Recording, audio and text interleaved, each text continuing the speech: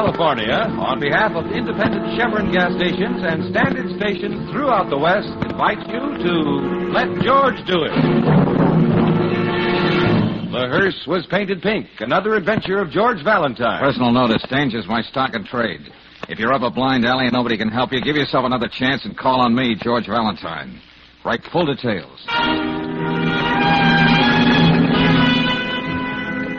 Dear Mr. Valentine, how much do you charge for making a play for a beautiful dame? There's more to it than that. I may add the lady is dynamite. I may also add that the money is going to be okay. Also this, if everything works out, you'll be helping a lot of people out of that blind alley you mentioned in your ad. If you happen to be interested, let's talk. Happen to be interested? Let's talk it over. I'm in room 918, Hotel Somerset. The name is yours truly, J.C. Collins. Oh, Brooksy's going to forgive herself for being late this morning. Huh? What? Who is this? Me, Angel. What goes with you this morning? Oh, it's you, George. Oh, shucks, you guessed. I guess I overslept. We were out so late last night on the McMillan job. Well, just stay right where you are, Angel. I just wanted you to know where I was going to be. Where's that, George? Oh, just having a chat with one J.C. Collins at the Hotel Somerset. Yeah, it seems we have a very distasteful assignment, Brooksy. I have to go out and make love to a beautiful dame, it says here. George, I'm on my way down to the office right What's now. more, it says here she's dynamite. I'm getting into something right now, George. It won't take it. Hold it, Brooksy. Take it easy. Let me see what this is all about, and I'll talk to you later.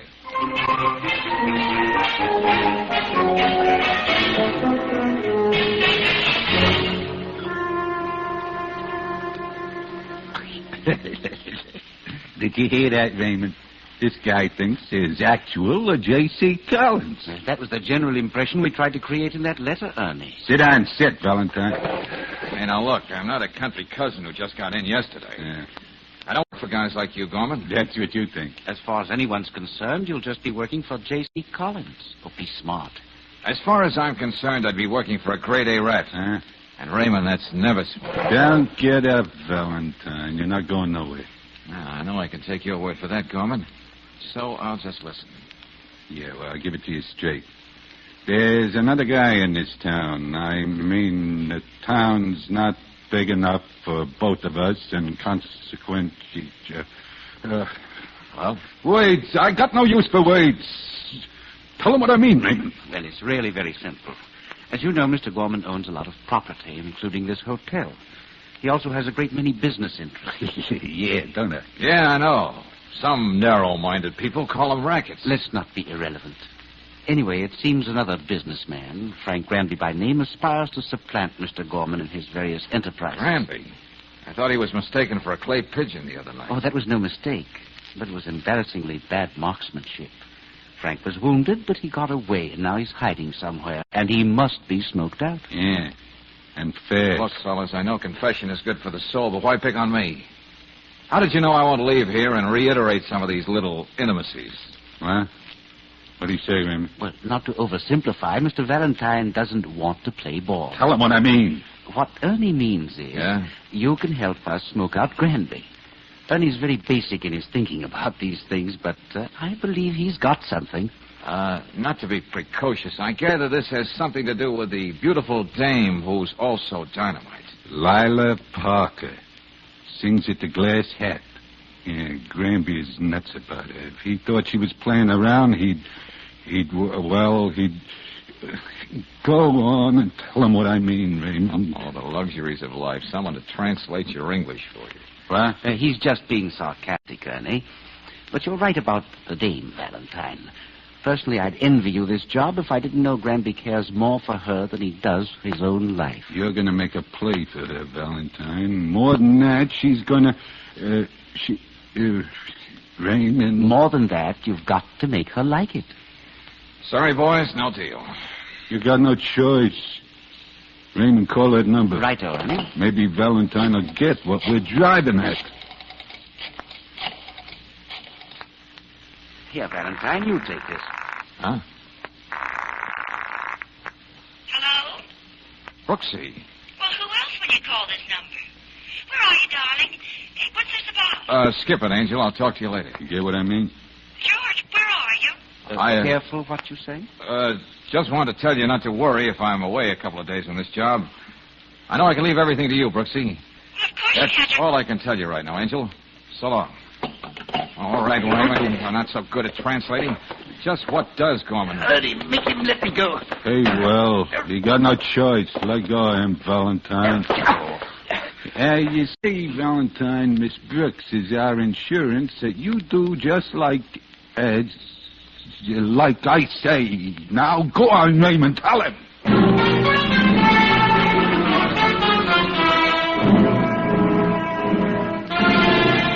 Miss Brooks, you've heard of hardened criminals, haven't you? Yes, Lieutenant Riley, but what does this have to do with George? Well, I'm a hardened cop. I only deal in facts. Well, I've been giving you facts. I know. You didn't like the way Valentine sounded on the phone. He called the office and seemed so surprised when I answered the phone. Well, so what? Sometimes I forget what number I'm calling. Well, he sounded so strange when he said that was all he could tell me, and then he hung up. Oh, look. Are you sure it isn't this business about a beautiful dame that's getting you so excited? Oh, don't be ridiculous. I know George. So does Mrs. Riley know me, but even she has her doubts sometimes. Can't you see I'm serious? I even went to the hotel. There was no J.C. Collins ever registered at the Somerset. Who sent George that letter? And now, look, Miss Brooks, I keep fighting back the impulse, but I like that guy of yours. Me too. Well, still, I'm a public servant, and I can't go flouncing around after him every time he gets himself into trouble. Well, I'm going to do some flouncing around, Lieutenant. That I know, and I can expect the worst. Well, Lieutenant, if that's all you have to say, Just a minute. Yes. If Valentine is really in some kind of trouble, I'll leave word here where you can reach me day or night.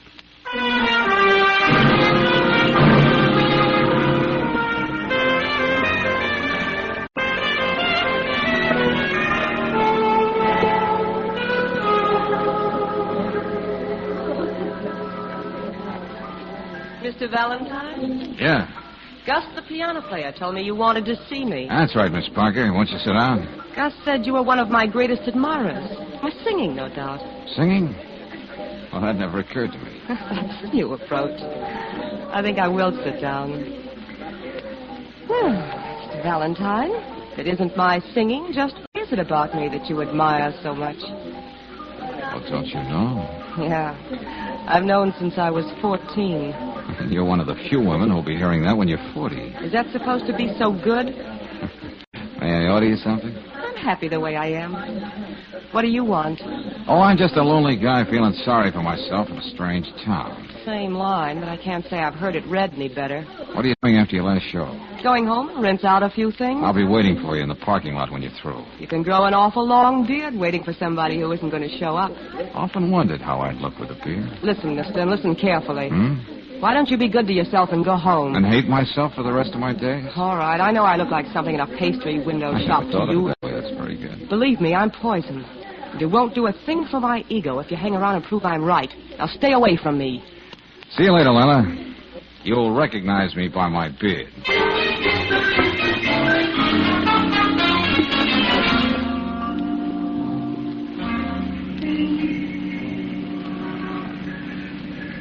I'm afraid you picked yourself the wrong boy, gentlemen.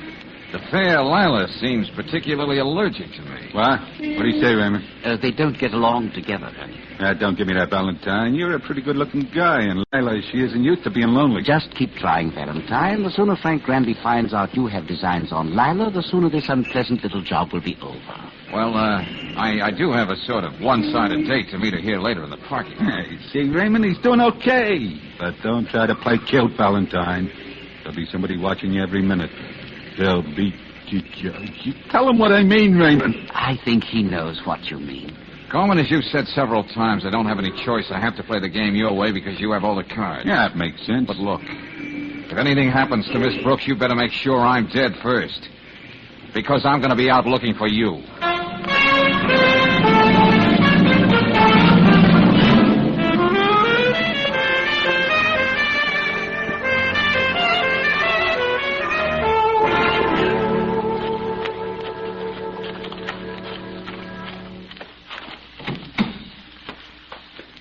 I bet you didn't think I was going to be here, Lila. How much do you want to bet? Oh, let's say an old Dick Tracy button.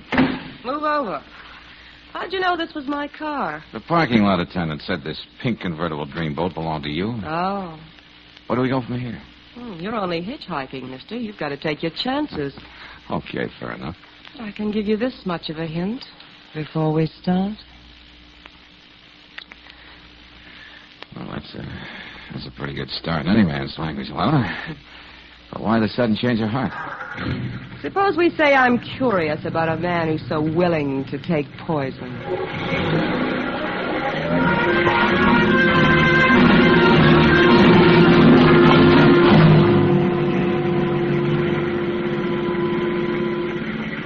Hey, look, maybe I'm only a hitchhiker, Lila, but you're going over 75 now. I'll be doing faster than that if you don't answer my question. Well, how do you know anybody hired me to make a play for you? All right, he won't get any lost if we both go off the road. Now, wait a minute. Take it easy, Lila. Was it Gorman? Why don't you answer? What are you talking about? You don't have to answer. So it is Gorman. Now I know. Lila! Oh, this is going to be just fine. Yeah, what's that supposed to mean? Exactly where are we, George? Across the road from a gas station you almost didn't miss. I mean, exactly where does this whole mess leave us? Why don't you tell me? All right. You and I are going to make sure Frank thinks he's got everything to be jealous of. Hey, aren't you supposed to be in love with a man? Gorman wants to make Frank show himself so he can kill him. I want to know where Frank is so I can save him. What? I know what happened the other night. He's somewhere hurt, wounded, maybe dying. Oh, great. That gives me a very cozy feeling. Like walking around with a target on my back and another one on the front. Who's going to get me first, Frank or Gorman? There's a risk in everything. It's a gamble whether you live or not the moment you're born. Well, before you get too philosophical, Ella, maybe I can sneak in a phone call from the station. But it's closed. There might be a booth in the back. Maybe there's a way to get both of us out of this jam. What makes you such an optimist, George?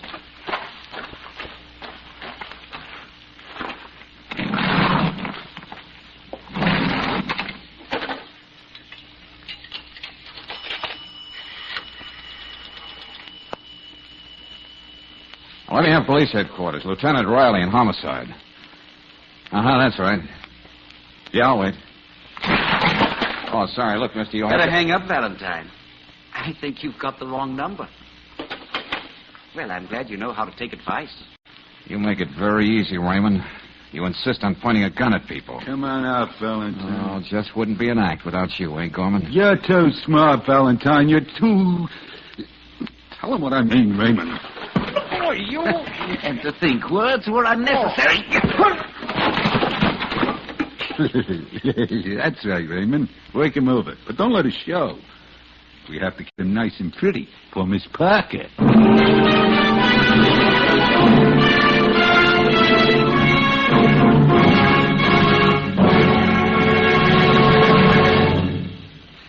We'll return to tonight's adventure of George Valentine in just a moment. Meanwhile, here are some interesting figures.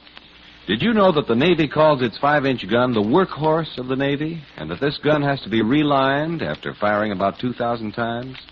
But that's nothing compared to the work done by spark plugs in your car. They have to fire more than 1 million times in every 1,000 miles. And if you've driven 10,000 miles, those spark plugs have fired 15 million times in white-hot temperatures. Dirty, cracked, or chipped plugs are often the cause of hard starting, lagging in traffic, waste of gasoline and power. So if your car has gone 10,000 miles without a new set of spark plugs, better ask for a set of Atlas Champions tomorrow. The accurate timing and full flashing sparking of quality Atlas Champions repay their cost many times over in superior car performance. Ask for them at an independent Chevron gas station or a standard station where they say and mean, we'll take better care of your car.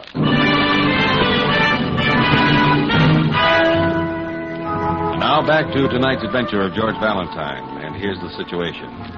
You're promised a fat fee to romance a beautiful nightclub singer named Lila. Very pleasant assignment, if you didn't find out that Lila is a decoy in a gun-happy feud between two racketeers. Yes, and that their insurance against you making a single wrong move is the girl you happen to love. That's why, like George Valentine, you pick your words carefully now as you talk to Lila. You know we're being watched, don't you, Lila? That character over at the bar makes it pretty obvious. What do you say we give him his money's worth? You're supposed to find me very fascinating. I'm doing all right. In a quiet sort of way. At least he thinks so. Frank ever saw me look at another man like this. Drive him crazy. Yeah, I see what you mean. If he ever saw me light a cigarette like this. Take the first puff and give it to you to smoke like this. What then? That would be murder, darling. How are we doing? I don't know. But I can see how you can lose an awful lot of ground this way. You still haven't told me why you're working for Gorman. Before you answer, try to look romantic. It's expected of us. I'm in this thing for love's sweet sake, Lila, just like you are. So what do you say we leave it that way? George, I've got to find out where Frank is so I can help him. Gorman wants Frank to come out, too, only he wants to kill him. Have you got an answer? No, not much of a one. But it may be worth playing. Well, why don't you, then? All right, here we go.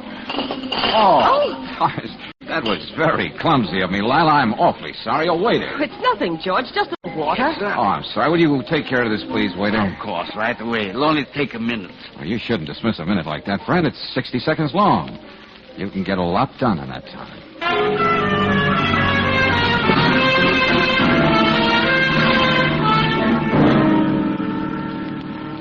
Are you sure Mr. Valentine isn't in his apartment? Oh, I see. And you haven't heard from him since yesterday? No. No, this is Miss Brooks. I'll phone back later. I'm getting nowhere fast. Maybe there's a J.C. Collins in the city directory. Hiya, Miss Brooks. Oh, hi. Thought I'd drop in and see what's wrong with Mr. Valentine. Was that Leo?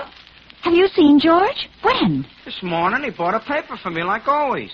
You mean he was right outside the building and never came upstairs? I was with some big tough guy who was watching him every minute. Oh. Well, did Mr. Valentine say anything to you, Leo? Nah, just took a paper and give me this instead of a nickel. He ain't getting absent-minded or something, is he? Here, let me see that. Started to say something to him, but he gave me a look that froze me up tight. So I figured I'd come up and talk to you. Oh, Leo, you're a few months ahead of time, but you're a real Santa Claus. Huh? I am? You don't know what a wonderful present you brought me. I did? The first real clue I've got. You sure you're feeling okay, Miss Brooks? That's nothing but a union button. Every waiter wears one in every restaurant.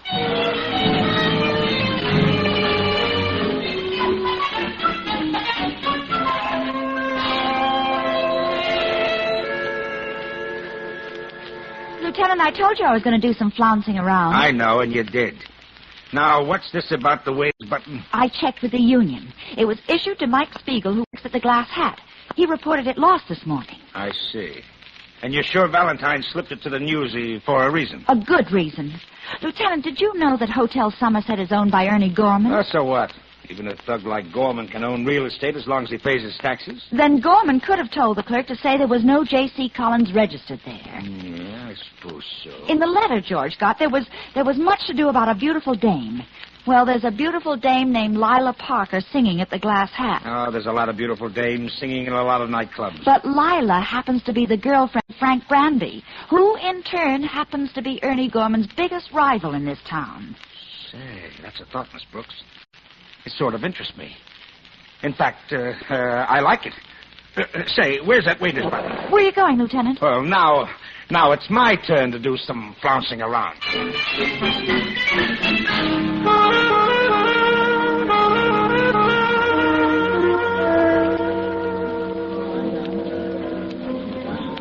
I hope you don't find this routine. Sitting here with me. Too boring, George. Somehow, Lila, I have a feeling that tonight isn't going to be boring at all. I think I'd like my coffee now. It's almost time for me to do my number. Sure. Oh, waiter. Yes, sir. Yes, sir. What can I do for you, sir? Huh? Oh, you must be new. Yes, sir. I'm taking Spiegel's place. Just for tonight, sir. That coffee, George. Oh, well, no, not just plain coffee. Not tonight, Lila. No? No, something more lavish than that. Cafe Valentino. Huh? Do you think you'll be able to remember this, waiter? I'll do the best I can, sir. Now, look, it'll take some mocha, a dash of ginger, a touch of Tabasco, a few drops of Benedictine. Oh, yes, and of course we have to have... Sir, would you mind writing it down here on the pad so they get it just right back in the kitchen? Oh, certainly. It's really not as complicated as it sounds. Well, I just wanted to make sure we understood each other, sir. Oh, I don't think there'll be any question about that. Huh. Yeah. Thank you, sir. I'll be right back. You certainly go all out to get what you want, don't you? Well, some things are worth a little extra effort, Lila. I see Gorman has a new boy watching us tonight. Yeah, well, that's good. Nothing like variety when every time you turn, there's a gunsel on your tail. George, why doesn't Frank make a move? He must know about us by now. I don't know, Lila. We've been sitting here for 3 nights now. Word must have gotten back to him about us. I don't think I can stand this much Easy, longer. Lila, we have company. Oh, yes. I hope this is right, sir. They said they did the best they could. Fine, fine. And I'll take the check. Yes. Oh, there goes Gus with my number. Wonderful treat. We'll have to wait, George. Oh, it'll be here, Lila. Now, let's see what the Cafe Valentino made the check look like. Don't worry about Miss Brooks. You stick with Gorman and Granby. We'll be behind you all the time. Riley.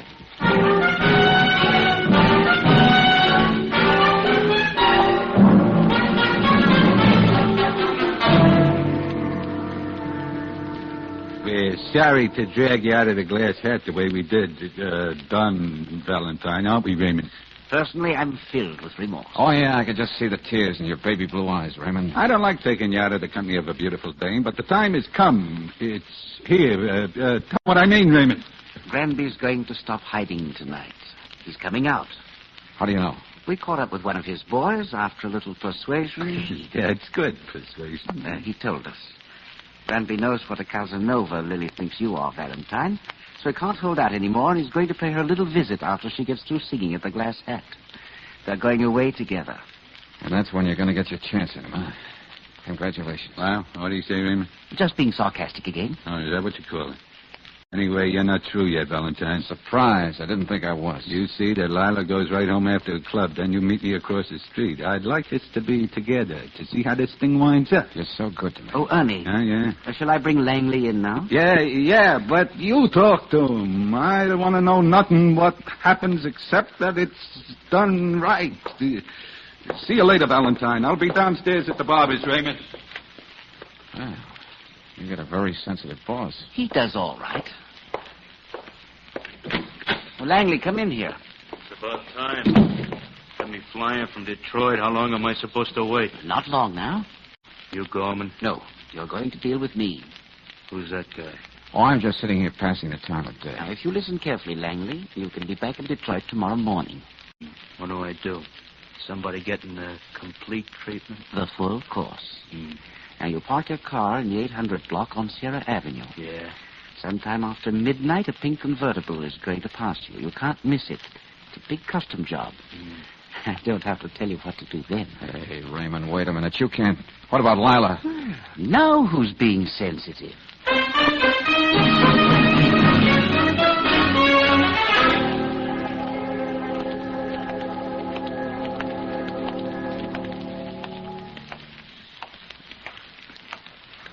You sure Lila's up there?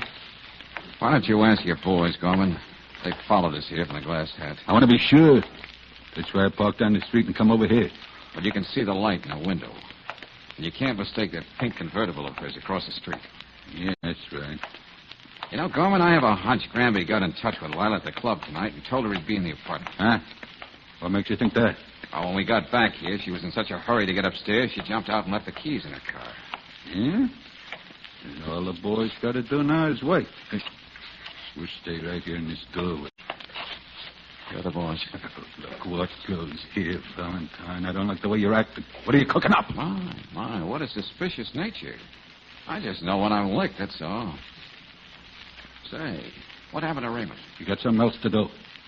My usual stay out of things like this, but Granby. And this I got to see for myself. Wait a minute. The light just went out up there. He must be coming downstairs. You stay here, Valentine. I'm going to get a little closer. I want to see him better when he comes out with it. I knew you'd be there, Gorman. What? See what you can do about this. She's trying to kill me. Lila, stop it. Don't be a fool. Go on, Gorman. Try one. Where are you going to hide in empty streets? Oh, please, Lila, don't. Let me talk this over with Frank. Frank's not here, but he just died. Go on. Anything you got, Gorman. That's right, a car. Wait, Gorman. Stay out of that car. Don't you think she's trying to kill me? Gorman! I told you I gotta get away. Gorman, wait! I tried to tell you. You can't get away. It's a plan. Gorman!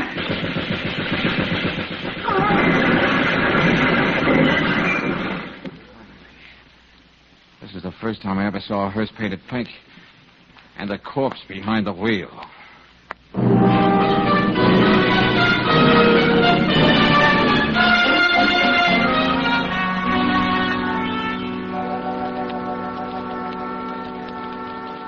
Valentine, when you called that car a pink hearse, you weren't far wrong.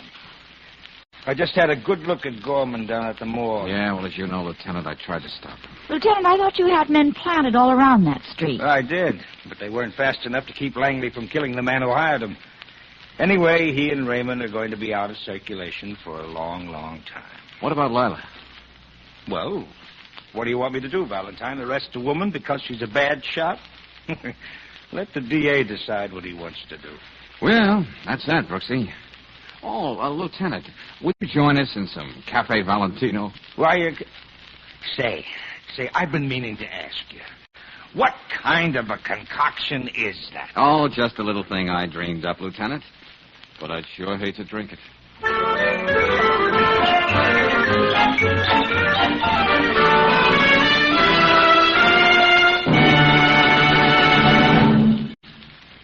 You can bet a successful contractor knows profit and loss just as well as a banker, a baker, or yourself. J.R. Armstrong, contractor in Oakland, California, keeps a sharp eye on costs when it comes to car operation. That's why he switched to RPM motor oil 8 years ago. Today, Mr. Armstrong says, quote, I haven't had an engine breakdown since I started using RPM in 1940, unquote. An unusual record?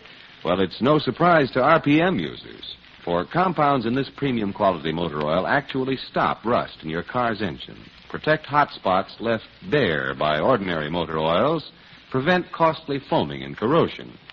The low-cost operation Mr. Armstrong enjoys is typical of RPM users throughout the West. Another reason they prefer RPM 2-to-1 over any other motor oil. To cut your car expenses, ask for RPM motor oil at standard stations and independent Chevron gas stations, where they say and mean, we'll take better care of your car.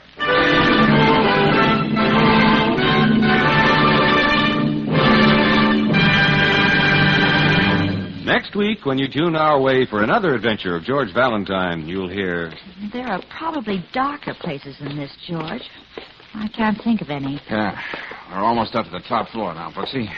You know, I could have sworn I heard somebody downstairs in the hall. Oh, probably just plaster falling off the ceiling. Oh, I can't imagine anyone living here. Just stay right behind me, Angel. Oh! George! George, where are you? George!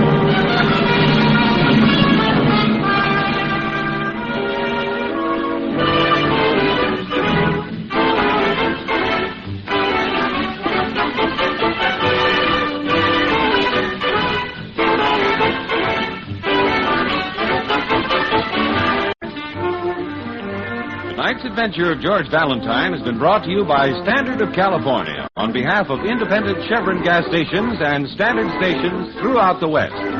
Let George Do It stars Robert Bailey as George with Frances Robinson as Claire. Wally Mayer appears as Lieutenant Riley. Tonight's story was written by David Victor and Herbert Little Jr. and directed by Don Clark. Also heard in the cast were Louise Arthur as Lila, Ed Max as Gorman, Louis Van Ruten as Raymond, and Jack Prussian as Langley. The music is composed and conducted by Eddie Dunstetter. Your announcer, John Heaston. Listen again next week, same time, same station, to Let George Do It.